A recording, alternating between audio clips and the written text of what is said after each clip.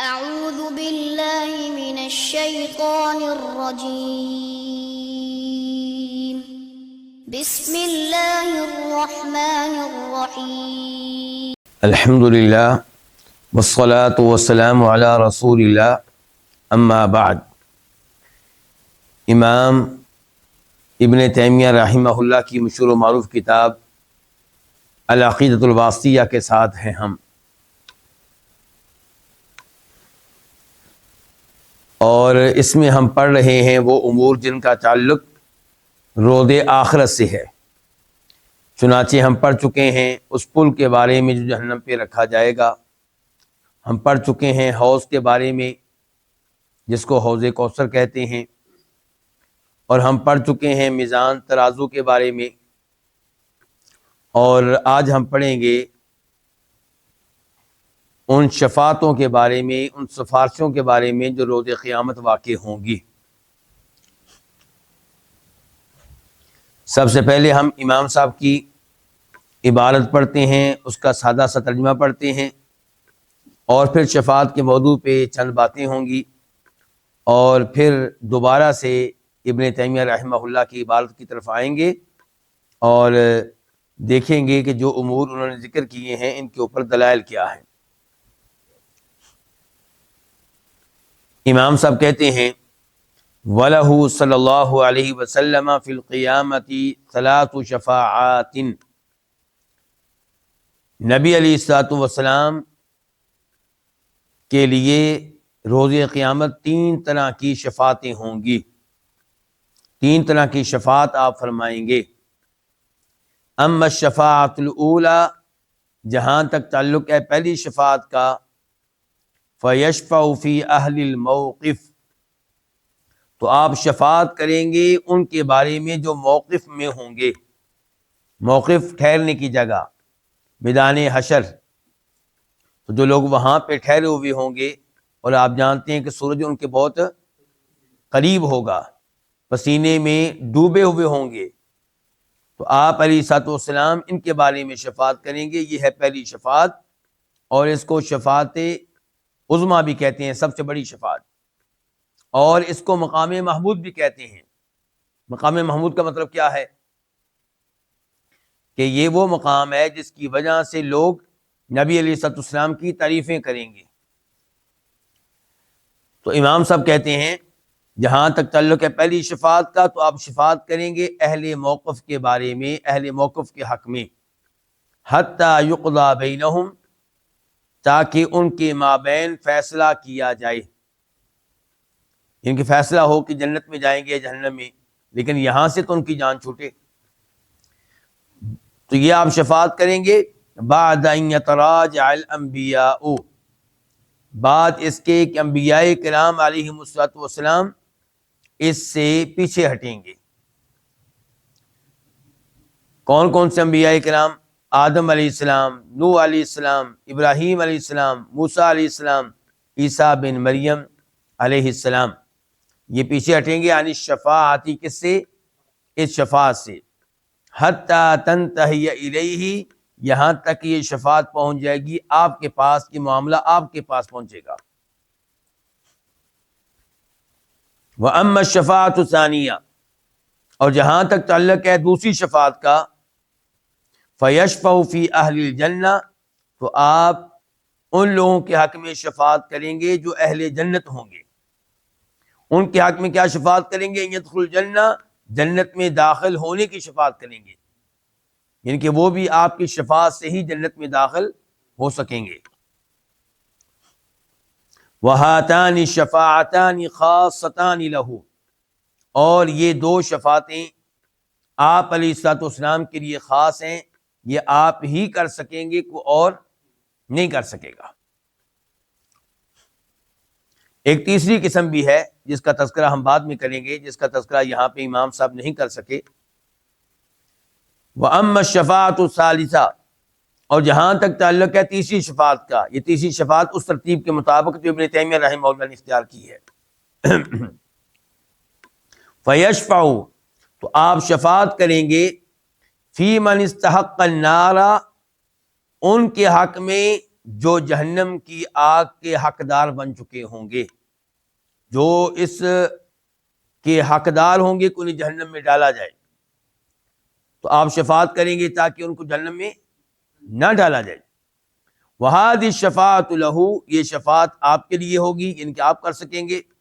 وَلِسَائِرِ النَّبِيِّينَ وَالصِّدِّيقِينَ وَغَيْرِهِمْ، اور دیگر انبیاء کرام علیہم السلام کے لیے ہوگی، یعنی کہ وہ بھی کر سکیں گے، اور صدیقین کے لیے بھی ہوگی، اور دیگر مومنوں کے لیے بھی ہوگی۔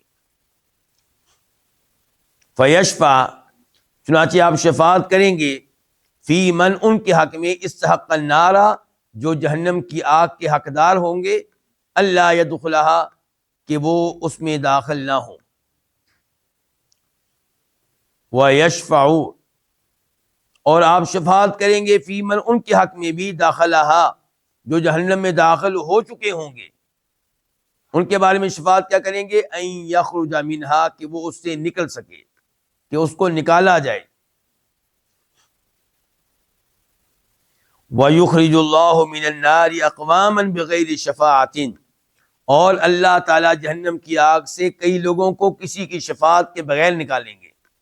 بل بفضلہ ورحمتہ، بلکہ ان کو نکالیں گے صرف اپنے فضل اور اپنی رحمت سے۔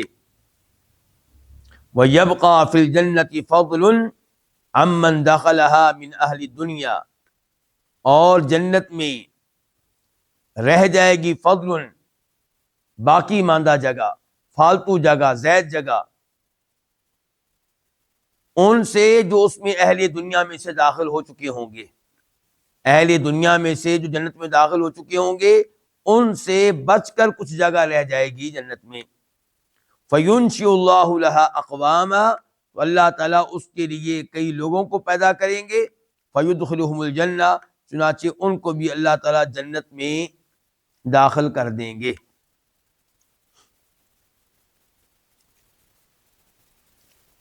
شفاعت یہ کہاں سے ماخوذ ہے؟ یہ ماخوذ ہے لفظ شفاع سے۔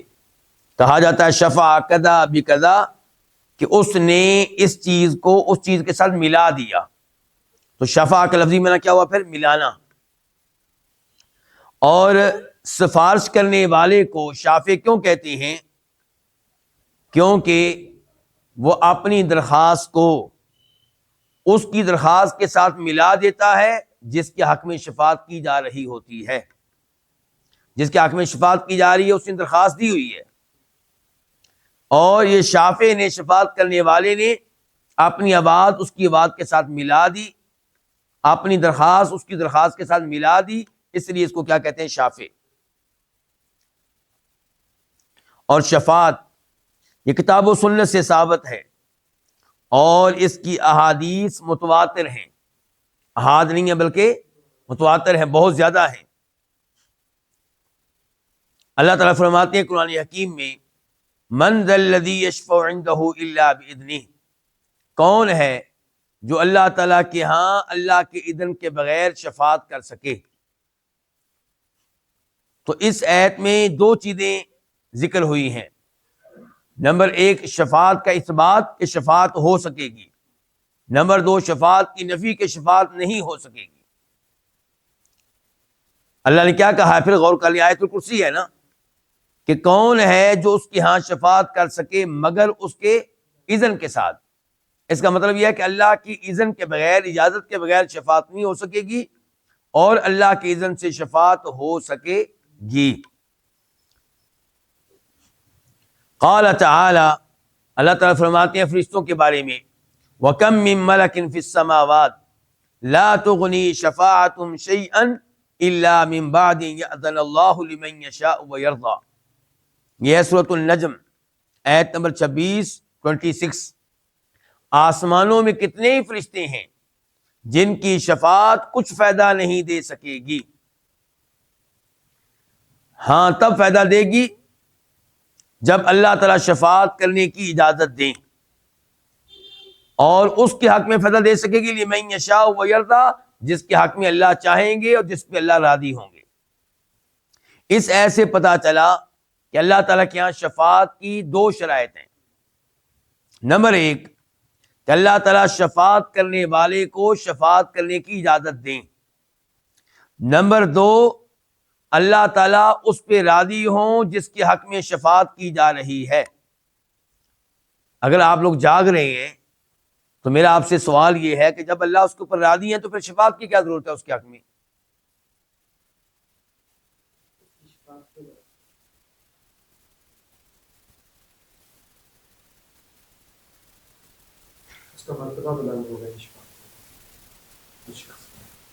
تو اس کا مطلب یہ ہے کہ اللہ اس کے اوپر راضی ہے، یعنی کہ عقیدے کے لحاظ سے وہ پاس ہے، توحید کے اوپر تھا، مشرک نہیں تھا، کافر نہیں تھا، اس قابل ہے کہ اس کی شفاعت کی جا سکے۔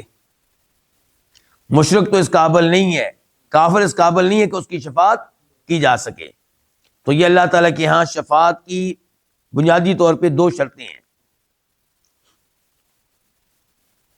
خوارج اور معتزلہ یہ 2 ایسے گروہ ہیں جنہوں نے شفاعت کا انکار کیا ہے۔ ان کا موقف یہ ہے کہ جو جہنم میں گیا وہ جہنم میں ہی رہے گا، اور یہ کہ اللہ کے ہاں شفاعت نہیں چل سکے گی۔ ان کے دلائل میں سے ایک دلیل یہ آیت ہے فَمَا تَنْفَعُهُمْ شَفَاعَةُ الشَّافِعِينَ، سورہ مدثر آیت نمبر 48۔ اللہ تعالیٰ کہتے ہیں کہ ان لوگوں کو شفاعت کرنے والوں کی شفاعت کوئی فائدہ نہیں دے سکے گی۔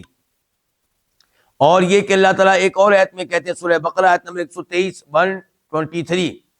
وَلَا يُقْبَلُ مِنْهَا عَدْلٌ وَلَا تَنْفَعُهَا شَفَاعَةٌ، کہ انسان کو کوئی بھی شفاعت فائدہ نہیں دے سکے گی۔ تو ہم کیا جواب دیں گے ان خوارج کو اور معتزلہ کو جو شفاعت کا انکار کرتے ہیں؟ ہمارا جواب یہ ہوگا کہ یہاں پہ اللہ تعالیٰ نے انکار کیا ہے اس شفاعت کا جو مشرکین کے حق میں ہو، جو کافروں کے حق میں ہو، تو کافروں کے حق میں کوئی بھی شفاعت فائدہ نہیں دے سکے گی۔ تو ہم اللہ کے فضل و کرم سے ان میں سے ہیں جو تمام احادیث کے اوپر عمل کر رہے ہیں، تمام آیات پہ عمل کر رہے ہیں۔ ہم نے شفاعت کی ایک شکل کا انکار کیا کہ وہ نہیں ہو سکے گی، اور شفاعت کی دوسری قسم کا ہم نے اس بات کیا کہ وہ ہو سکے گی۔ تو اس طرح ہم نے تمام احادیث کو لے لیا، اس طرح ہم نے قرآن کریم کی تمام آیات کو لے لیا۔ اب ہم دیکھتے ہیں شفاعت کے بارے میں چند بنیادی باتیں،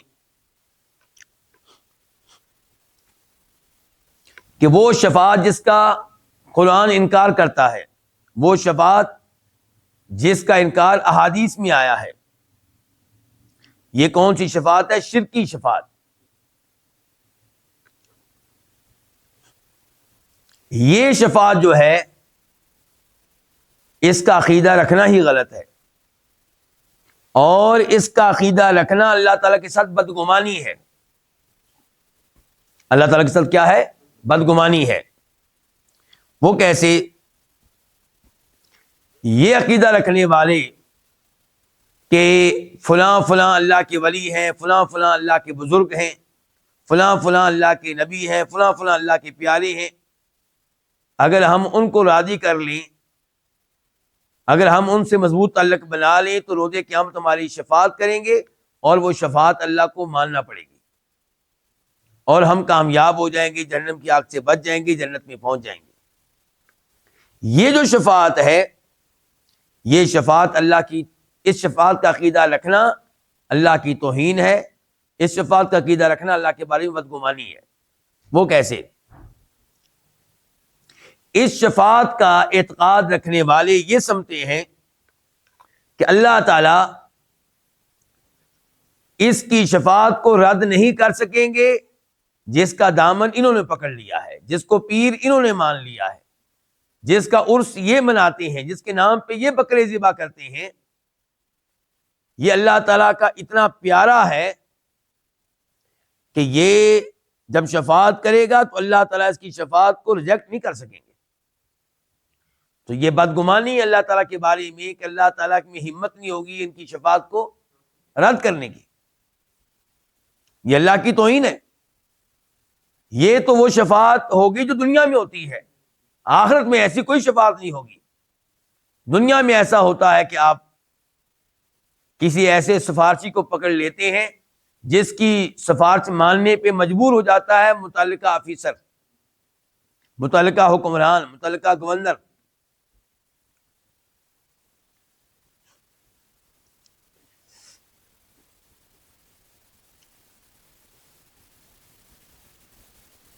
میں یہ بتا رہا تھا کہ جو شرکیہ شفاعت ہوتی ہے اس میں اللہ تعالیٰ کے ساتھ بدگمانی ہے، اور کیسے کیسے بدگمانی ہے اس کی تفصیلات میں بتانے لگا تھا، لیکن فی الحال میں اس موضوع سے نکل کے ایک اور موضوع کی طرف چلتا ہوں، پھر اس کی طرف واپس آئیں گے، کیونکہ اس موضوع کا تذکرہ پہلے ہو جانا زیادہ مناسب ہے، اور وہ یہ ہے کہ دنیا میں سفارش کی 3 اقسام ہیں۔ دنیا میں سفارش کی 3 اقسام ہیں جو دنیا میں چلتی ہے۔ نمبر 1 شفاعت محبت، نمبر 2 شفاعت وجاہت، اور نمبر 3 شفاعت بالاذن۔ شفاعت محبت کیا ہے؟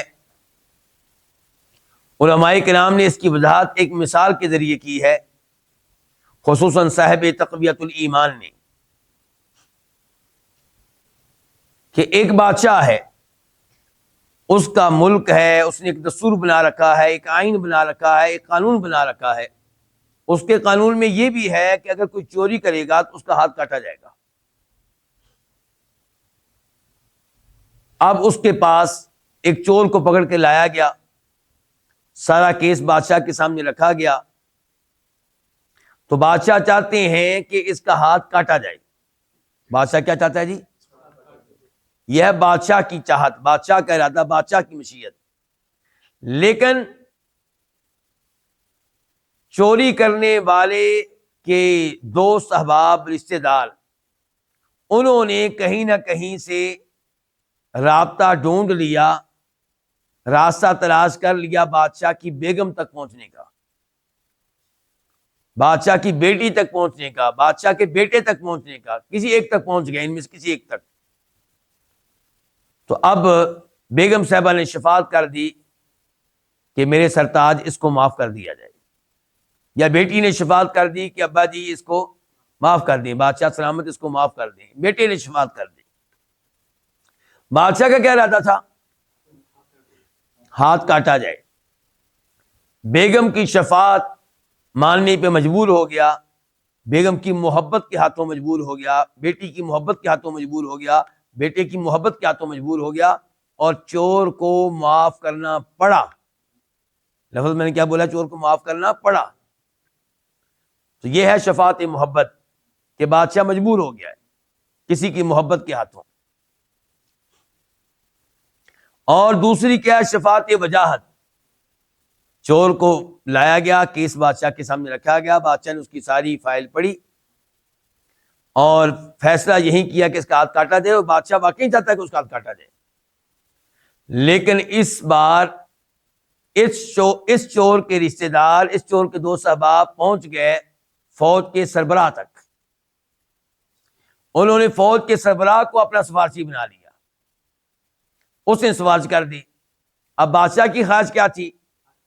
ہاتھ کاٹ دیا جائے، لیکن چونکہ فوج کا سربراہ شفاعت کر رہا ہے اور بادشاہ سمجھتا ہے کہ اگر میں نے اس کو ناراض کر دیا تو میری کرسی خطرے میں پڑ سکتی ہے، میرا اقتدار خطرے میں پڑ سکتا ہے، یہ بغاوت، ممکن کل کو بغاوت کر دے، ہمارے تعلقات خراب ہو جائیں گے، تو بہتر یہ ہے کہ اس کے ساتھ بنا کے رکھوں، اس کی ایک بات مان لوں۔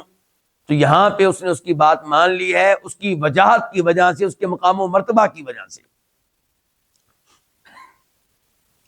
اللہ رب العزت کے ہاں نہ شفاعت محبت چل سکے گی، نہ شفاعت وجاہت۔ نہ اللہ کسی کی محبت کے ہاتھوں مجبور ہے کہ وہ ناراض ہو گیا تو اللہ کا کچھ بگڑ جائے گا، اور نہ اللہ تعالیٰ کو کسی کا خوف ہے، ڈر ہے، کسی کے مقام و مرتبہ سے اللہ کو کوئی خوف نہیں ہے۔ تو اللہ کے ہاں نہ شفاعت محبت چلے گی، نہ شفاعت وجاہت۔ اللہ تعالیٰ تو وہ ہیں کہ سورہ اسراء کے آخر میں فرماتا ہے اللہ تعالیٰ وَلَمْ يَكُنْ لَهُ وَلِيٌّ مِّنَ الذُّلِّ وَكَبِّرْهُ تَكْبِيرًا۔ اللہ کے ولی کئی ایک ہیں، لیکن اللہ کا ایک بھی ولی ایسا نہیں ہے جو اللہ کی کمزوری ہو، جس کے اللہ محتاج ہوں، جس کی محبت کے ہاتھوں اللہ مجبور ہوں، ایسا کوئی نہیں ہے۔ تیسری شفاعت کیا ہے؟ شفاعت بالاذن. چور کو پکڑ کے لایا گیا، بادشاہ نے اس کی فائل پڑھی، رپورٹ پڑھی. بادشاہ نے دیکھا بڑا یہ حاجی نمازی ہے، تہجد گزار ہے، اور تلاوت کرتا رہتا ہے، بچوں کو قرآن پڑھاتا ہے، پتہ نہیں بیچارہ کیسے چوری کر بیٹھا. اب بادشاہ خود چاہتا ہے کیا؟ اس کو معاف کیا جائے، لیکن بادشاہ چاہتا ہے کہ میں خود معاف اس طرح نہ کروں، کسی نہ کسی کو شفاعت کا موقع دیتا ہوں تاکہ شفاعت کرنے والے کی ذرا عزت بن جائے. شفاعت کرنے والے کی کیا بن جائے؟ عزت بن جائے. تو بادشاہ کا اشارہ پا کر کوئی وزیر، کوئی نہ کوئی شفاعت کے لیے اٹھتا ہے اور شفاعت کر دیتا ہے، اور بادشاہ چور کو معاف کر دیتا ہے. یہاں بادشاہ کی مرضی کیا تھی؟ معاف کیا جائے. اور شفاعت کرنے والے کی شفاعت کی حکمت کیا تھی؟ کہ اس کی عزت میں اضافہ ہو جائے، اس کے مقام و مرتبہ میں اضافہ ہو جائے. تو روز قیامت کون سی شفاعت ہو سکے گی؟ شفاعت بالاذن. شفاعت محبت یا شفاعت وجاہت نہیں ہو سکے گی. شفاعت کے تعلق سے ہمارا یہ ایک موضوع تھا کہ دنیاوی سفارش کی اقسام میں سے روز آخرت صرف ایک قسم ہوگی. کون سی؟ شفاعت بالاذن. دوسرا اس موضوع کے تعلق سے میں یہ آپ کے سامنے رکھنا چاہوں گا کہ یہ موضوع ہمارا آج کا بڑی اہمیت رکھتا ہے، کیونکہ اس کا تعلق ہے عقیدے سے، اور عقیدے کے مختلف شعبوں سے اس کا تعلق ہے، عقیدے کے مختلف امور سے اس کا تعلق ہے. مثال کے طور پہ اس کا تعلق ہے اللہ کی ربوبیت سے. اس کا کس سے تعلق ہے؟ یعنی کہ اللہ تعالی شفاعت کا مالک ہے، ایسے ہی جیسے اللہ تعالیٰ آسمانوں کا مالک ہے، زمین کا مالک ہے. قل للہ الشفاعۃ جمیعا. آپ کہہ دیں کہ ساری کی ساری شفاعت کا مالک کون ہے؟ ساری کی ساری شفاعت کس کے اختیار میں ہے؟ اللہ کے اختیار میں ہے. تو اس شفاعت کے بارے میں یہ عقیدہ رکھنا کہ یہ اس کا مالک اللہ ہے، اللہ کے بغیر کچھ نہیں ہو سکے گا، یہ کیا ہے؟ اللہ کی ربوبیت کو ماننا ہے. دوسرے نمبر پہ شفاعت کے موضوع کا تعلق ہے توحید الوہیت سے. توحید کی 3 اقسام ہیں: توحید ربوبیت، توحید الوہیت اور توحید اسماء و صفات. اس کا تعلق ہے توحید الوہیت سے. وہ کیسے؟ شرک جس قدر ہوا ہے عام طور پہ اس کے پیچھے کیا ہوتا ہے؟ شفاعت کا نظریہ. شفاعت کے معاملے کو لوگ غلط سمجھ لیتے ہیں، اور لوگ اللہ تعالیٰ کی بجائے ان کی طرف زیادہ متوجہ ہو جاتے ہیں جن کے بارے میں وہ سمجھتے ہیں کہ روز قیامت ہماری شفاعت کریں گے. شفاعت کے نام پہ ان سے دعائیں کرتے ہیں، اور یہ عبادت ہے. عبادت کس کا حق ہے؟ اللہ کا. تو اللہ تعالیٰ کے ساتھ شرک کرتے ہیں. ان کی شفاعت کی خاطر ان کے نام پہ بکرے ذبح کرتے ہیں کہ ہم ان کے نام پہ بکرے ذبح کریں گے، ہم پہ راضی ہوں گے، روز قیامت ہماری شفاعت کریں گے. تو ذبح کرنا یہ کیا ہے؟ عبادت ہے. جانور جب بھی ذبح کیا جائے اللہ کے نام پہ ذبح کیا جائے. جب غیر اللہ کے نام پہ ذبح کریں گے تو کیا ہو جائے گا؟ شرک ہو جائے گا. لوگ قبر والوں کو سجدے کرتے ہیں، اسی لیے کہ روز قیامت ہماری کیا کریں گے؟ شفاعت کریں گے. تو اس لیے اس شفاعت کا تعلق توحید الوہیت سے بھی ہے. تیسرے نمبر پہ اس کا تعلق ہے آخرت پہ ایمان لانے سے. اگر آپ آخرت پہ ایمان لاتے ہیں تو اس پہ بھی ایمان لائیں کہ روز قیامت شفاعت ہوگی. چوتھے نمبر پہ اس کا تعلق ہے نبوت و رسالت کے موضوع سے، کہ روز قیامت شفاعت کر سکیں گے نبی علیہ الصلوۃ والسلام، شفاعت عظمیٰ. اور یہ آپ کی خصوصیت ہے، آپ کے خصائص میں سے ہے. اور شفاعت کی دیگر کچھ اقسام ہیں جو دیگر نبی بھی کر سکیں گے. تو اس سے آپ کو اندازہ ہو چکا ہوگا کہ شفاعت کا تعلق عقیدے کے ساتھ کتنا مضبوط ہے اور کتنے اس کی جوانب سے اس کا تعلق ہے. اب ہم آتے ہیں اس موضوع کی طرف جس کا ہم نے پہلے آغاز کیا تھا کہ اگر آپ یہ عقیدہ رکھتے ہیں کہ جو بزرگ ہم نے اختیار کر لیے ہیں، جن کا دامن ہم نے پکڑ لیا ہے، جن کا ہم عرس مناتے ہیں، یہ ہماری شفاعت کریں گے، اللہ کو شفاعت ماننی پڑے گی، چاہے یہ شفاعت کریں اس کے حق میں جو شرک کرنے والا ہو، جو کفر کرنے والا ہو. تو یہ آپ کی بدگمانی ہے اللہ کے بارے میں. بدگمانی کیسے کیسے ہے اس کا ایک پہلو میں نے بتا دیا تھا کہ آپ یہ سمجھتے ہیں کہ جس کو آپ نے سفارشی بنا لیا ہے اللہ تعالیٰ اس کی شفاعت رد نہیں کر سکے گا، گویا کہ اللہ مجبور ہو جائے گا. تو یہ الفاظ کہنا، یہ خیال کرنا اللہ کی توہین ہے. دوسرے نمبر پہ اس شفاعت کے پیچھے یہ سوچ ہے کہ جس کو سفارشی بنایا گیا ہے یہ اللہ رب العزت کا شریک ہے، اللہ کا پارٹنر ہے، اسی لیے تو آپ کہتے ہیں کہ اللہ کو اس کی شفاعت ماننا پڑے گی. گویا کہ آپ نے یہ نہ سوچا کہ سفارشی جو ہے وہ تو ایک غلام کی حیثیت رکھتا ہے، اللہ چاہے گا تو اس کی سفارش سنے گا، نہیں چاہے گا تو نہیں سنے گا. آپ نے اس کو درجہ دے دیا پارٹنر کا، تو یہ بھی اللہ تعالیٰ کی ساتھ بدگمانی ہے کہ اللہ کا کوئی پارٹنر ہو. تیسرے نمبر پہ اس شفاعت کے اوپر ایمان لانے کا نتیجہ یہ نکلتا ہے کہ آپ یہ سمجھتے ہیں کہ سفارش کرنے والے نے اللہ پہ اثر ڈالا، حتیٰ کہ اللہ اس کی شفاعت قبول کرنے پہ مجبور ہو گیا، جبکہ اس کا اپنا ارادہ نہیں تھا. یعنی کہ اللہ کو ارادہ تبدیل کرنا پڑا، کہ اللہ کو اپنا ارادہ تبدیل کرنا پڑا. یہ چوتھے نمبر پہ اس شفاعت کا نظریہ رکھنے والے اللہ تعالی کو دنیاوی بادشاہوں سے ملا دیتے ہیں. یہ سمجھتے ہیں کہ جیسے دنیاوی بادشاہ محتاج ہیں اس بات کے کہ ان کے پاس لوگوں کی شفاعت کرنے والے کچھ لوگ ہونے چاہیے، کوئی وزیر، کوئی دیگر لوگ. کیونکہ بادشاہ سب لوگوں کے بارے میں نہیں جانتا. یہ بتائیں گے بادشاہ سلامت، یہ اچھا آدمی ہے، ہماری شفاعت اس کے حق میں قبول کریں. تو انہوں نے نعوذ باللہ اللہ تعالیٰ کو دنیاوی بادشاہوں سے ملا دیا کہ اللہ تعالیٰ محتاج ہے ان لوگوں کا جو شفاعت کرنے والے ہیں، جبکہ اللہ تعالیٰ تو عالم الغیب ہے، اللہ سے کوئی چیز بھی مخفی پوشیدہ نہیں ہے، اللہ تعالیٰ کسی کا محتاج نہیں ہے. اور جہاں تک تعلق ہے اس شفاعت کا جو درست شفاعت ہے، جس کا اثبات آیا ہے قرآن کریم میں، جس کا تذکرہ آیا ہے احادیث صحیحہ میں، تو یہ شفاعت جو ہے اس کے پیچھے ایک اصول ہے، ایک قاعدہ ہے، ایک ضابطہ ہے.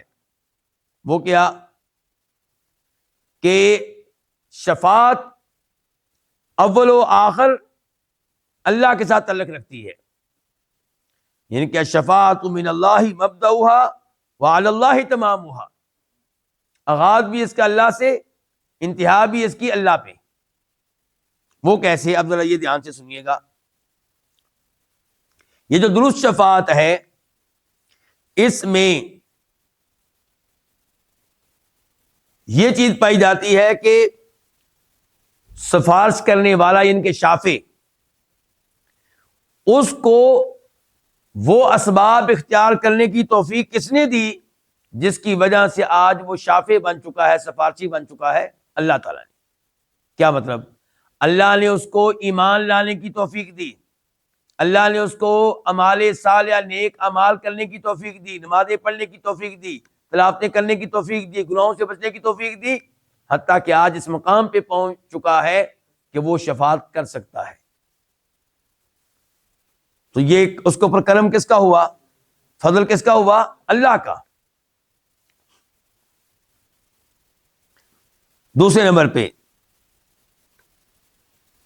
جس کے حق میں شفاعت کی جائے گی وہ ہوگا جس پہ اللہ راضی ہوں گے، ان کے اللہ راضی ہوں گے کہ اس کی شفاعت کی جا سکتی ہے. اچھا، اس کو اس درجے پہ کس نے فیض کر دیا کہ یہ اس لائق بن چکا ہے کہ اس کی شفاعت ہو سکتی ہے؟ اللہ نے. یعنی کہ اللہ نے اس کو توحید اختیار کرنے کی توفیق دی، اللہ نے اس کو شرک سے، کفر سے بچایا.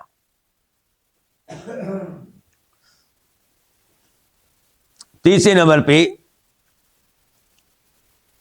کہ اللہ تعالیٰ نے ہی شفاعت کرنے والے کے دل کو حرکت دی تاکہ وہ شفاعت کے لیے تیار ہو سکے، آمادہ ہو کہ مجھے شفاعت کرنی چاہیے.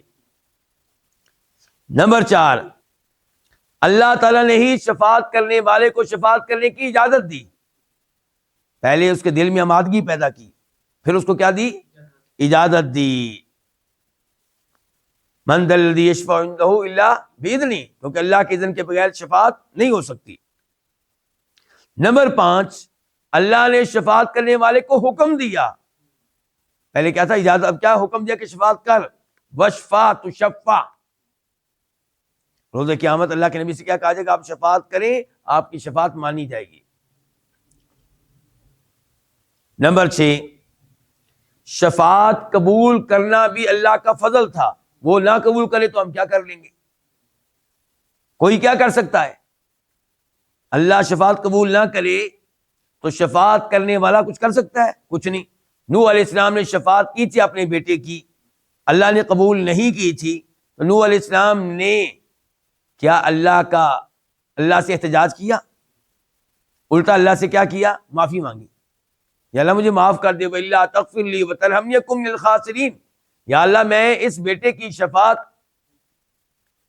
کر چکا ہوں جو شفاعت کے لائق نہیں تھا، کفر و شرک پہ تھا. یا اللہ مجھے معاف کر دے، میرے پر رحم فرما. اگر تو نے مجھے معاف نہ کیا میں تو بڑے خسارے میں رہوں گا، نقصان میں رہوں گا. ابراہیم علیہ السلام روز قیامت شفاعت کریں گے، اللہ قبول نہیں کریں گے تو کیا ابراہیم علیہ السلام اللہ سے کوئی احتجاج کریں گے؟ کچھ بھی نہیں. تو کتنا فرق ہے اس شفاعت میں جس کا عقیدہ کفر و شرک کرنے والے رکھتے ہیں اور اس شفاعت میں جس کا اثبات قرآن و حدیث میں آیا ہے. قرآن و حدیث والی شفاعت میں اللہ کی عظمت کا پتہ چلتا ہے، اللہ کی اہمیت ہے. لیکن یہ شفاعت جو ہے اس میں پیروں کی اہمیت ہے، اور اللہ کو یوں پیش کیا جاتا ہے جیسے اللہ ان سے ڈرتا ہو، جیسے اللہ ان کے ہاتھوں مجبور ہو. تو دونوں میں بہت بڑا فرق ہے. اب ہم آتے ہیں ایک دفعہ پھر ابن تیمیہ رحمہ اللہ کی طرف اور شفاعت کی ان اقسام کی طرف جو انہوں نے ذکر کی ہیں. وہ کہتے ہیں قیامت کے دن نبی علیہ الصلوۃ والسلام 3 طرح کی شفاعتیں کر سکیں گے. پہلی شفاعت یہ کن کے بارے میں ہوگی؟ یہ ساری دنیا کے بارے میں. اس لیے اس کو کیا کہتے ہیں؟ شفاعت العظمیٰ، سب سے بڑی شفاعت. یعنی کہ لوگ کھڑے ہوں گے کہاں؟ میدان حشر میں، برا حال ہوگا. اور اس شفاعت کا تذکرہ بخاری شریف میں بھی آیا، مسلم میں بھی آیا. میں فی الحال آپ کو لے کر جا رہا ہوں مسلم شریف میں، حدیث نمبر 194 مسلم شریف میں ساتھ لے کر آیا ہوں تاکہ یہ حدیث آپ کے سامنے رکھ سکوں.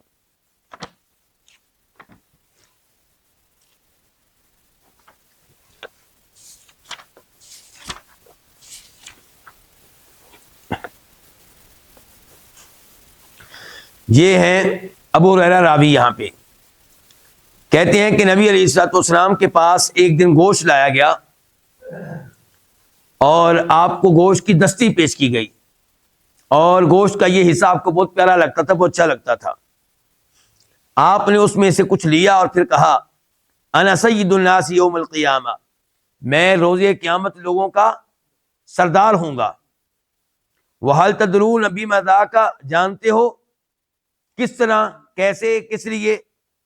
یجمع اللہ یوم القیامت الاولین والآخرین فی صعید واحد، اللہ تعالیٰ روز قیامت لوگوں کو جمع کرے گا، پہلے لوگوں کو، بعد میں آنے والوں کو، ایک ہی میدان میں. وہ میدان اس قدر برابر ہوگا، ہموار ہوگا کہ فیسمعہم الداعی وینفذہم البصر، اگر کوئی کلام کرے تو سب تک اس کا کلام جا سکے گا، سب اس کی گفتگو کو سن سکیں گے. اور اگر کوئی دیکھے، اگر اللہ کی طرف سے اجازت مل جائے کسی کو دیکھنے کی، تو وہ سب پہ نگاہ اپنی ڈال سکے گا. وتدنو الشمس، سورج کیا ہوگا؟ قریب ہوگا. فیبلغ الناس من الغم والکرب ما لا یطیقون وما لا یحتملون، لوگوں کو اتنا غم ہوگا، اتنی پریشانی ہوگی کہ ناقابل برداشت. فیقول بعض الناس لبعض، تو لوگ ایک دوسرے سے کہیں گے الا ترون ما انتم فیہ الا ترون ما قد بلغکم، کیا تم دیکھ نہیں رہے ہو کہ تمہاری کیا صورتحال ہو چکی ہے؟ الا تنظرون من یشفع لکم الی ربکم، دیکھو کسی ایسے شخص کو جو تمہاری شفاعت کرے. فیقول بعض الناس لبعض، تو لوگ ایک دوسرے سے کہیں گے ایتو آدم، آدم علیہ السلام کے پاس چلتے ہیں. فیاتون آدم، آدم علیہ السلام کے پاس آئیں گے. فیقولون، کہیں گے یا آدم، اے آدم، انت ابو البشر، آپ تمام انسانیت کے باپ ہیں. خلقک اللہ بیدہ، اللہ نے آپ کو پیدا کیا تھا اپنے ہاتھوں کے ساتھ. اسی بھی پتہ چلا کہ اللہ تعالیٰ کے کیا ہے؟ ہاتھ ہیں، اور حقیقتاً ہاتھ ہیں. اور پتہ چلا آدم علیہ السلام کا اعزاز کہ اللہ نے ان کو اپنے ہاتھوں سے پیدا کیا، باقی انسانوں کو اللہ نے اپنے ہاتھوں سے پیدا نہیں کیا. وَنَفَخَ فِيكَ مِن رُوحِهِ، اللہ نے تجھ میں اپنی روح پھونکی، اپنی روح میں سے پھونکا، روح ڈالی، یعنی کہ اپنی روح سے مراد اپنی پیدا کردہ روح، اللہ کی ذاتی روح نہیں بلکہ اللہ کی پیدا کردہ روح. وَأَمَرَ الْمَلَائِكَةَ، اللہ نے فرشتوں کو حکم دیا، فَسَجَدُوا لَكَ، انہوں نے اے آدم تجھے سجدہ کیا تھا. یعنی کہ اتنے آپ کے اعزازات ہیں، اتنے آپ کے عہدے ہیں، اتنے آپ کے القاب ہیں. اشفع لنا الی ربک، ہماری شفاعت کیجیے اپنے رب کے ہاں. الا تری الی ما نحن فیہ، آپ ہماری حال دیکھ نہیں رہے. الا تری الی ما قد بلغنا، فیقول آدم، آدم علیہ السلام کہیں گے. آپ دیکھیے حقیقی شفاعت، درست شفاعت، اور وہ شفاعت جس کا تصور کرتے ہیں یہ قبر پرست، دونوں میں کتنا فرق ہے. آدم علیہ السلام کہیں گے ان ربی غضب اليوم غضبا لم یغضب قبلہ مثلا، میرا رب آج اتنے غصے میں ہے کہ اتنے غصے میں پہلے کبھی نہیں ہوا. وَلَن يَغْضَبَ بَعْدَهُ مِثْلًا، اور آئندہ بھی کبھی اللہ اتنے غصے میں نہیں ہوگا. پتہ چلا اللہ کی صفات میں سے ایک صفت کیا ہے؟ غضب. وَإِنَّهُ نَهَانِيَ عَنِ الشَّجَرَةِ، اللہ نے مجھے درخت کے پاس جانے سے منع کیا تھا. فَعَصَيْتُهُ، میں اللہ کی نافرمانی کر بیٹھا. نفسی نفسی، مجھے تو اپنی ٹینشن ہے، اپنی فکر ہے. اذهبوا إِلَى غَيْرِي، میرے علاوہ کسی اور کے پاس جاؤ. اذهبوا إِلَى نوح کے پاس چلے جاؤ. آدم علیہ السلام کو شفاعت کرنے کی جرت نہیں ہوئی. کیا آدم علیہ السلام نے اللہ کی عبادت تھوڑی کی تھی؟ توبہ استغفار تھوڑا کیا تھا؟ فیاتون نوح، نوح علیہ السلام کے پاس آئیں گے. فیقولون، کہیں گے یا نوح، اے نوح، انت اول رسول الارض، آپ زمین پہ بھیجے جانے والے رسولوں میں سے پہلے رسول ہیں. نبی تو پہلے بھی آئے لیکن رسول آپ پہلے ہیں. وسماک اللہ عبدا شکورا، اللہ نے آپ کو عبد شکور قرار دیا ہے. ان قرآن میں آتا ہے انہ کان عبدا، اللہ نے کہا کہ یہ ہمارا بندہ ہے، ہمارا شکر گزار بندہ، جس نے صحیح معنوں میں ہمارا کیا ادا کیا ہے؟ شکر. اشفع لنا الی ربک، ہماری شفاعت کیجیے. الا تری ما نحن فیہ، الا تری ما قد بلغنا، آپ ہماری حالت نہیں دیکھ رہے. فیقول لهم، تو کہیں گے ان ربی قد غضب اليوم غضبا لم یغضب قبلہ مثلا ولن یغضب بعدہ مثلا. وہی الفاظ جو کس نے کہے تھے؟ آدم علیہ السلام نے، کہ رب علیہ غصے میں ہے. وَإِنَّهُ قَدْ كَانَتْ لِي دَعْوَةٌ دَعَوْتُ بِهَا عَلَىٰ قَوْمِي، میرے لیے مجھے ایک دعا کرنے کا حق حاصل تھا، تو میں نے وہ دعا کر لی تھی دنیا میں اپنی قوم کے خلاف کہ یا اللہ ان پہ عذاب بھیج دے. نفسی نفسی اذهبوا إِلَىٰ إِبْرَاهِيمَ، تم ابراہیم علیہ السلام کے پاس چلے جاؤ. ابراہیم علیہ السلام کے پاس آئیں گے، کہیں گے انت نبی اللہ، آپ اللہ کے نبی ہیں. وخلیلہ من الارض، اور آپ وہ ہیں جن کو اللہ نے اہل زمین میں سے اپنا خلیل قرار دیا. اشفع لنا الی ربک، پھر وہی الفاظ سب کچھ کہیں گے. ابراہیم علیہ السلام وہ بھی معذرت کر لیں گے اور کہیں گے اذهبوا الی غیری، اذهبوا الی موسیٰ، موسیٰ کے پاس چلے جاؤ. موسیٰ علیہ السلام کے پاس آئیں گے، کہیں گے یا موسیٰ انت رسول اللہ، آپ اللہ کے رسول. فضلک اللہ برسالاتہ وبتکلیمہ، اللہ نے آپ کو اعزاز بخشا، اللہ نے آپ کو رسول بھی بنایا اور اللہ نے آپ سے براہ راست کلام کیا. یعنی کہ آپ نے اللہ کا کلام اللہ کی آواز میں سنا ہے، آپ نے، بہت بڑا اعزاز ہے. آپ ہماری شفاعت کیجیے. تو وہ بھی معذرت کر لیں گے اور کہیں گے میں ایک بندے کو قتل کر بیٹھا تھا جس کو قتل کرنے کی مجھے اجازت نہیں تھی. عیسیٰ علیہ السلام کے پاس آئیں گے، عیسیٰ علیہ السلام سے کہیں گے انت رسول اللہ، آپ اللہ کے رسول ہیں. وکلمت الناس فی المہدی، اللہ نے آپ کو اعزاز بخشا کہ آپ ابھی چند دن کے تھے کہ آپ نے بطور معجزہ کلام کیا. اور پھر آپ وہ ہیں کہ کیسے پیدا ہوئے؟ بغیر باپ کے. اللہ تعالیٰ نے آپ کو کلمہ کن کے ذریعے پیدا کیا، جس کو سیدہ مریم میں ڈالا. اور آپ اللہ کی طرف سے روح ہیں، شفاعت کیجئے۔ تو پھر وہ بھی وہی جواب دیں گے، کہیں گے محمد کے پاس چلے جاؤ علیہ الصلوۃ والسلام۔ تو آپ کے پاس آئیں گے، کہیں گے یا محمد، اے محمد، انت رسول اللہ، آپ اللہ کے کیا ہیں؟ رسول ہیں، وخاتم الانبیاء، اور خاتم النبیین ہیں، وغفر اللہ لک ما تقدم من ذنبک وما تأخر، اللہ نے آپ کے اگلے پیچھے سب گناہ معاف کر دیے تھے، آپ ہماری شفاعت کیجئے۔ آپ ہماری حالت نہیں دیکھ رہے؟ فرماتے ہیں آپ علیہ الصلوۃ والسلام فانطلق، تو میں چلوں گا، آپ نے انکار نہیں کیا، فآتی تحت العرش، عرش کے نیچے آ جاؤں گا، فاقع ساجدا لربی، اپنے رب کے لیے سجدے میں پڑ جاؤں گا، فوراً شفاعت آپ بھی کر نہیں سکیں گے۔ ثم یفتح اللہ علی ویلہمنی من محامدہ وحسن ثنائی علی شیئا لم یفتح لأحد قبلی، پھر اللہ تعالیٰ میرا سینہ کھولے گا اور مجھے اپنی تعریف پہ مشتمل وہ الفاظ کہنے کی توفیق دے گا جو اب مجھے نہیں آتے، جو اللہ نے مجھ سے پہلے کسی کو نہیں سکھائے ہوں گے۔ پھر اللہ کی طرف سے کہا جائے گا یا محمد ارفع راسک، سر اٹھائیے، سل توتا، مانگیے آپ کو دیا جائے گا، اشفا، شفاعت کیجیے، آپ کی شفاعت مانی جائے گی۔ تو یہ ہے پہلی شفاعت، کس بارے میں؟ لوگوں کا حساب کتاب ہو، فیصلہ ہو، تاکہ جنت والے جنت میں جائیں، جہنم والے جہنم میں جائیں۔ پھر ابن تیمیہ کہتے ہیں جہاں تک تعلق ہے دوسری شفاعت کا، تو یہ ہوگی اہل جنت کے بارے میں، ان یدخلوا الجنہ، تاکہ وہ کیا کریں؟ جنت میں داخل ہو سکیں۔ اور یہ وہ تھا جو ہم پہلے بھی پڑھ چکے ہیں، پہلے بھی ہم پڑھ چکے ہیں اس بارے میں، اور حدیث کے الفاظ میں آپ کے سامنے رکھتا ہوں۔ آپ فرماتے ہیں آتی باب الجنہ، میں روز قیامت جنت کے دروازے پہ آؤں گا، فاستفتح، میں دروازہ کھولنے کا مطالبہ کروں گا، فیقول الخازن، تو خازن کہے گا، جہنم کا اور جنت کا داروغہ فرشتہ کہے گا کہ من انت، آپ کون ہیں؟ فقول، میں کہوں گا محمد، میں کون ہوں؟ محمد صلی اللہ علیہ وسلم۔ فیقول، تو آگے سے کہے گا بک امرت، آپ ہی کے بارے میں مجھے آرڈر دیا گیا تھا کہ لا افتح لاحد قبلک، کہ آپ سے پہلے میں کسی کے لیے دروازہ نہ کھولوں۔ اس حدیث کو روایت کے امام مسلم نے کتاب الایمان میں۔ تو یہ شفاعت بھی واضح ہو گئی۔ کتنی شفاعتیں ہو گئیں؟ دو۔ ابن تیمیہ کہتے ہیں یہ دو شفاعتیں وہ ہیں جو آپ کے ساتھ خاص ہیں، جنت کا دروازہ بھی آپ کی شفاعت سے کھلے گا اہل جنت کے لیے، اور میدان حشر میں لوگوں کا جو حساب کتاب شروع ہوگا وہ بھی آپ کی شفاعت سے ہوگا۔ اور تیسری شفاعت جس کا تذکرہ ابن تیمیہ رحمہ اللہ نے یہاں پہ نہیں کیا، وہ ہے آپ کی شفاعت آپ کے چچا ابو طالب کے بارے میں، یہ بھی آپ کے ساتھ خاص ہے۔ عام اصول کیا ہے کہ کسی کافر کے حق میں شفاعت نہیں ہو سکے گی، اس قانون سے استثناء صرف ایک ہی ہے کہ آپ علیہ السلام اپنے چچا کے بارے میں شفاعت کریں گے، اور وہ شفاعت قبول ہوگی، کس حد تک قبول ہوگی وہ بھی ابھی ہم پڑھتے ہیں۔ یہ بخاری شریف کی حدیث ہے، نمبر ہے 3883، 3883، اور مسلم میں اس کا نمبر ہے 209 209۔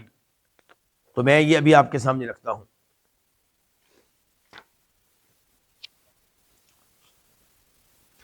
یہ راوی ہے عباس بن عبد المطلب، آپ علیہ السلام کے چچا کے، آپ کے چچا جو ہیں وہ راوی ہیں۔ کون؟ عباس رضی اللہ عنہ، آل بیت میں سے ہیں، ہم ان سے محبت کرتے ہیں، ہم ان کو بھی آل بیت میں سے مانتے ہیں، ان کی اولاد کو بھی آل بیت میں سے مانتے ہیں۔ یہ کہتے ہیں کہ انہوں نے کہا اللہ کے رسول سے علیہ السلام، یا رسول اللہ، اے اللہ کے رسول، هل نفعت ابا طالب بشیء، کیا آپ نے ابو طالب کو کچھ فائدہ دیا؟ کیا آپ کی وجہ سے ابو طالب کو کچھ فائدہ ہوگا؟ فإنه كان يحوطك ويغضب لك، وہ آپ کی حفاظت کیا کرتا تھا، آپ کی وجہ سے غصے میں آ جایا کرتا تھا، جب لوگ آپ کو تنگ کرتے تھے تو بڑے غصے میں آتے تھے، آپ کا دفاع کرتے تھے۔ قال، تو آپ نے کہا نعم وفي ضحضاء من نار ولولا انا لكان في الدرك الاسفل من النار، کہ وہ آگ میں ہوں گے لیکن ہلکی آگ میں۔ کون سی آگ میں؟ ہلکی آگ میں۔ اور اگر میری شفاعت نہ ہوتی، میں نہ ہوتا، تو جہنم کے سب سے نچلے حصے میں ہوتے۔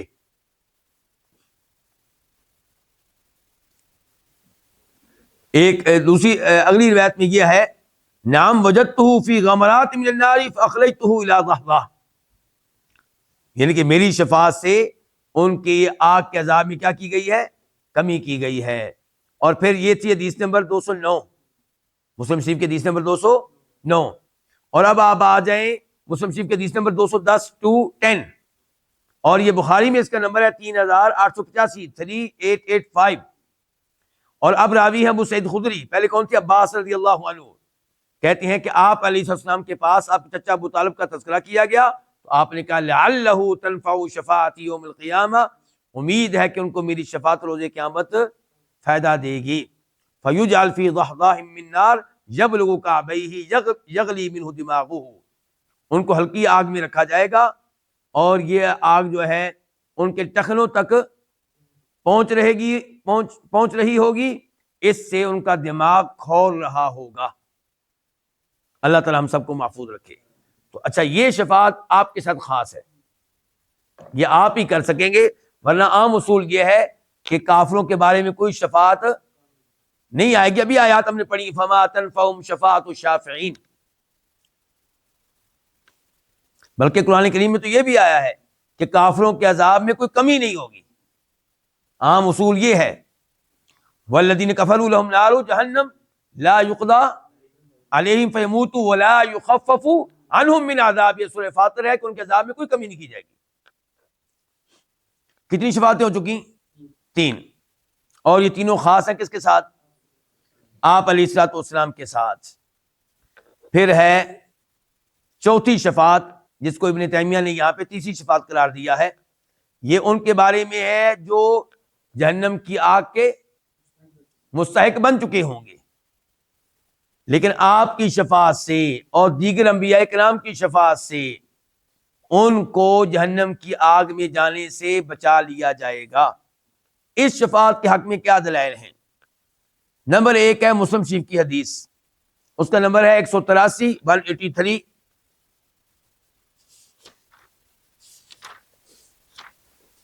یہ آپ کے سامنے رکھنا چاہوں گا۔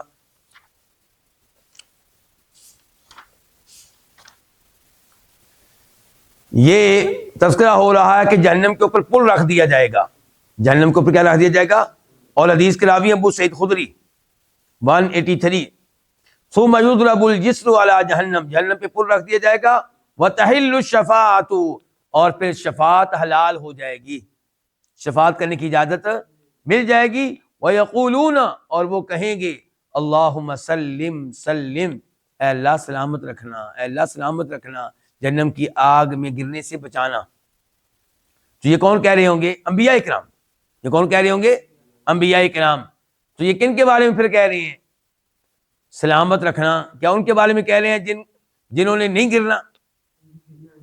ان کے بارے میں کہہ رہے ہیں جنہوں جہنم میں گرنا ہے لیکن وہ شفاعت کر رہے ہیں، دعا کر رہے ہیں کہ یا اللہ نہ بچا لے۔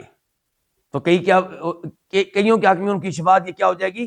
قبول ہو جائے گی۔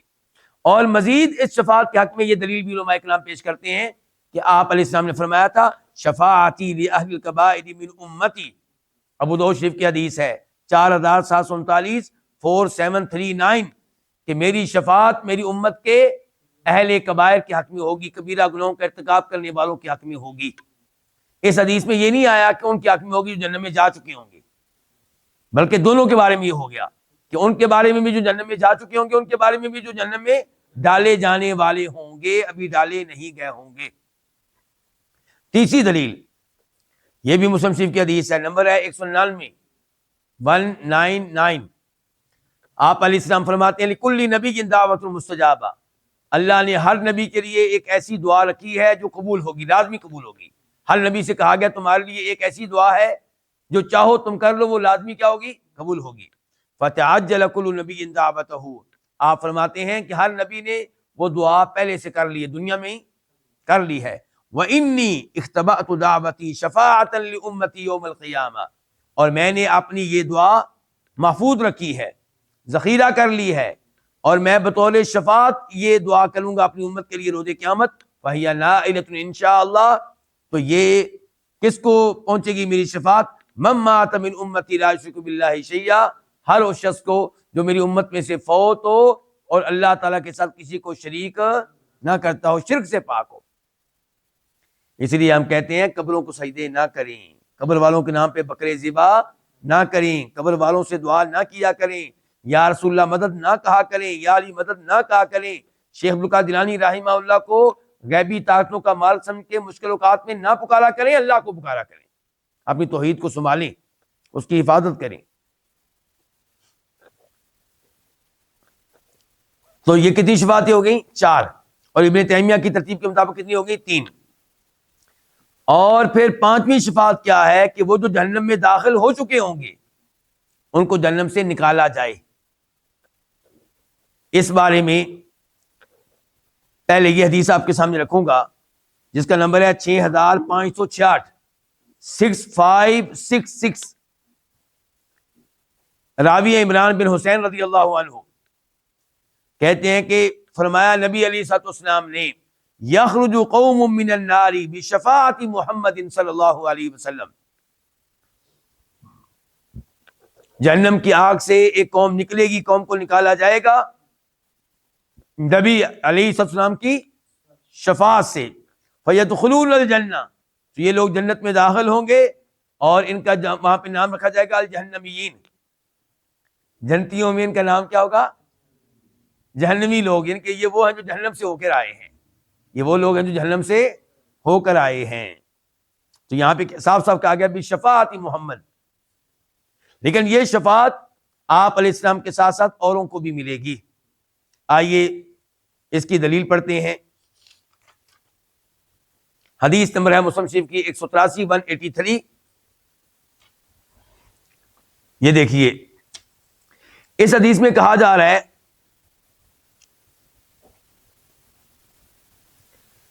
کہ جہنم کا پل کراس کرتے ہوئے کئی لوگ جہنم کی آگ میں گر پڑیں گے، ٹھیک ہو گیا۔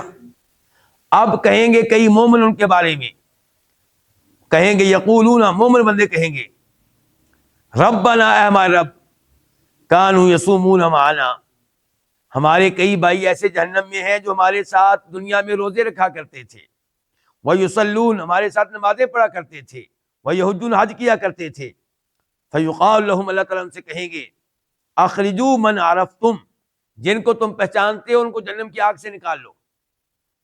اب یہ شفاعت کون کر رہے ہیں؟ عام۔ فتحرم صورهم علی النار، چنانچہ ان کی صورتیں، ان کے چہرے جہنم کی آگ پہ حرام کر دیے جائیں گے۔ فیخرجون خلقا کثیرا، تو یہ مومن بہت سی مخلوق کو جہنم سے نکالیں گے۔ قد اخذت النار الى نصف ساقیہ والى رکبتیہ، آگ جن کی پنڈلوں تک پہنچ چکی ہوگی، جن کی گھٹنوں تک پہنچ چکی ہوگی۔ پھر یہ مومن بندے کہیں گے ربنا، ہمارا رب، ما بقی فیہا احد ممن امرتنا بہ، ان میں سے کوئی جہنم میں نہیں رہا جن کے نکالنے کا تو نے ہمیں حکم دیا تھا۔ فیقول، اللہ کہے گا ارجعوا، واپس جاؤ جہنم کی طرف۔ کن کو کہا جا رہا ہے؟ سفارش کرنے والوں کو۔ فمن وجدتم فی قلبہ مثقال دینار من خیر فاخرجوہ، جس کے دل میں تم ایک دینار کے برابر خیر پاؤ، یعنی کہ ایمان پاؤ، اس کو نکالو۔ فیخرجون خلقا کثیرا، بہت سی مخلوقات کو پھر یہ نکال لائیں گے وہاں سے۔ ثم یقولون، پھر کہیں گے ربنا، ہمارا رب، لم نذر فیہا احدا ممن امرتنا، ہم نے جہنم میں کسی ایسے شخص کو نہیں رہنے دیا جس کے نکالنے کا تو نے ہمیں حکم دیا ہے۔ اللہ پھر کہیں گے ارجعوا، اللہ کی رحمت بھی دیکھیے، اللہ کہیں گے پھر جاؤ۔ فمن وجدتم فی قلبہ مثقال نصف دینار من خیر، جس کے دل میں آدھے دینار کے برابر تمہیں خیر ملے، ایمان ملے، اس کو نکالو۔ تو بہت سی مخلوقات کو پھر یہ نکال لائیں گے۔ پھر کہیں گے یا اللہ، جن کے نکالنے کا تو نے حکم دیا تو ان میں سے کوئی باقی نہیں رہا۔ اللہ پھر کہیں گے ارجعوا، واپس جاؤ۔ فمن وجدتم فی قلبہ مثقال ذرۃ من خیر فاخرجوہ، جس کے دل میں خیر کا، ایمان کا ایک ذرہ تمہیں ملے، اس کو نکالو۔ چنانچہ بہت سی مخلوقات کو نکال لائیں گے۔ پھر کہیں گے ربنا لم نذر فیہا خیرا، ہم نے اس میں کسی اچھے شخص کو اب رہنے نہیں دیا۔ اچھا، اسی حدیث میں ہے کہ اللہ تعالیٰ پھر کہیں گے شفاعت الملائکہ، میرے فرشتوں نے شفاعت کر لی۔ اس کا مطلب ہے فرشتے بھی شفاعت کریں گے کئی لوگوں کے حق میں۔ اللہ تعالیٰ کہیں گے میرے فرشتوں نے شفاعت کر لی۔ وشفع النبیون، اور نبیوں نے بھی شفاعت کر لی۔ وشفع المؤمنون، اور مومنوں نے بھی شفاعت کر لی. تو شفاعت کرنے والے گروہ کتنے ہو گئے؟ یعنی کہ انبیاء کرام علیہ السلام، فرشتے اور مومن. وَلَمْ يَبْقَ إِلَّا أَرْحَمُ الرَّاحِمِينَ، اور نہیں رہ گیا سوائے کس کے؟ ارحم الراحمین کے. اللہ اپنے بارے میں کہیں گے کون باقی رہ گیا؟ بہت زیادہ رحم کرنے والا. فَيَقْبِضُ قَبْضَةً مِّنَ النَّارِ، اللہ جہنمیوں کو اپنی مٹھی میں لیں گے. فَيُخْرِجُ مِنْهَا قَوْمًا لَمْ يَعْمَلُوا خَيْرًا قَطُّ، اللہ جہنم سے ان لوگوں کو بھی نکال لیں گے اب جنہوں نے کبھی کوئی خیر کا کام نہیں کیا تھا. صاحب ایمان تھے، توحید کے اوپر تھے، لیکن خیر کا کوئی کام کبھی نہیں کیا تھا، اور یہ کوئلہ بن چکے ہوں گے. اللہ تعالیٰ پھر ان کو ڈالے گا جنت کی ایک نہر میں، جس کو کہا جاتا ہوگا نہر الحیاتی، زندگی بخشنے والی نہر. تو پھر اللہ تعالیٰ کو ڈالے گا، تو پھر وہاں سے وہ بہترین شکل و صورت میں باہر نکلیں گے. تو اب ہم نے پڑھ لیا کہ یہ آخری سب ہم نے پڑھ لیا کہ یخرج اللہ من النار، اللہ تعالیٰ کئی لوگوں کو نکالے گا آگ سے بغیر شفاعت، بغیر کسی کی شفاعت کے، بل بفضلہ ورحمتہ، بلکہ اپنی فضل سے اور اپنی رحمت سے اللہ تعالیٰ نکالے گا.